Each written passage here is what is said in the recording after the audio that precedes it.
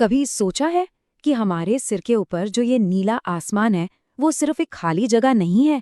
ये असल में एक मल्टी स्टोरी बिल्डिंग की तरह है, एक के ऊपर एक परत। और आज हम इसी अदृश्य ढाल के बारे में बात करने वाले हैं जो हमें स्पेस की मुश्किलों से बचाती है। टूटते तारे कहाँ गायब हो जाते हैं या फिर रेडियो के सिग्नल हजारों किलोमीटर दूर तक कैसे पहुंच जाते हैं, इन सब सवालों का जवाब वो हमारे प्लैनेट के चारों तरफ मौजूद एक इनविजिबल मल्टी लेयर्ड शील्ड में छिपा है। तो चलिए परत दर परत इसके राज खोलते हैं। तो ये है हमारे आज के सफर का रोड मैप। हम जमीन से शुरू करेंगे, उस लेयर से जहां हम रहते हैं, और फिर एक एक करके ऊपर चढ़ते हुए सीधे स्पेस के दरवाजे तक जाएंगे। तैयार है? देखिए, ये जो परतें हैं ये सिर्फ टेम्परेचर के हिसाब से खींची गई लाइनें नहीं हैं। हर एक परत अपने आप में एक अलग दुनिया है।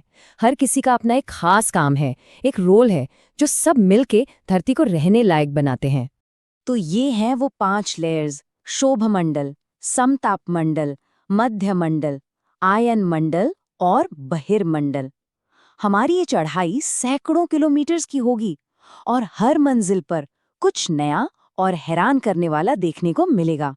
तो सफर की शुरुआत करते हैं पहली मंजिल से, क्षोभमंडल यानी ट्रोपोस्फेयर। ये हमारे ग्रह का वेदर इंजन है और हाँ, यही वो जगह है जहां हम सब अपनी पूरी जिंदगी गुजारते हैं।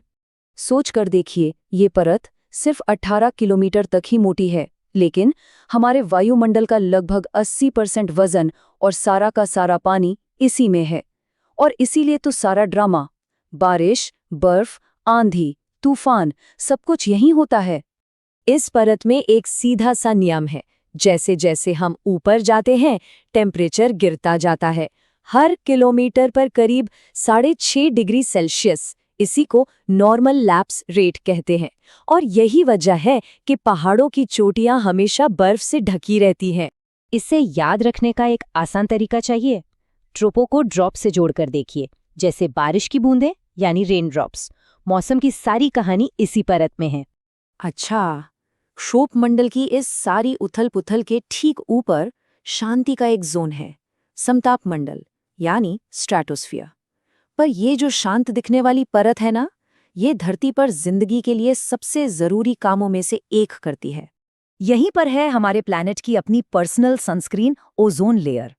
ये इनविजिबल शील्ड सूरज की लगभग 98% नुकसान पहुंचाने वाली अल्ट्रावायलेट किरणों को सोख लेती है, जो हमें सनबर्न और दूसरी कई खतरनाक चीजों से बचाती है।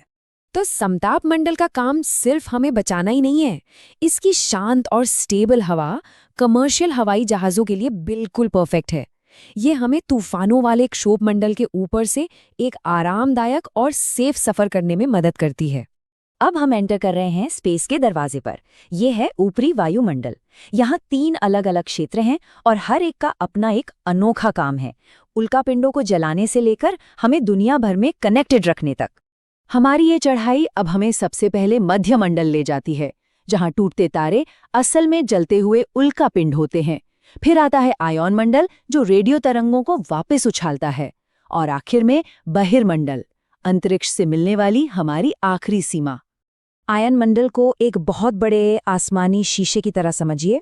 सूरज की किरणों की वजह से ये इलेक्ट्रिकली चार्ज्ड पार्टिकल से भरा होता है। ये पार्टिकल्स रेडियो तरंगों को वापस धरती की तरफ बाउंस कर देते हैं, जिससे हजारों किलोमीटर दूर भी कम्युनिकेशन हो पाता है। तो अगली बार जब कोई टूटता तारा देखकर विश मांगे या अपना पसंदीदा रेडियो स्टेशन सुने, तो ऊपरी वायुमंडल का शुक्रिया जरूर अदा करें। ये हमारे प्लैनेट का वो अनसंग हीरो है जो हमें स्पेस के खतरों से भी बचाता है और हमारी मॉडर्न टेक्नोलॉजी को भी चलाता है।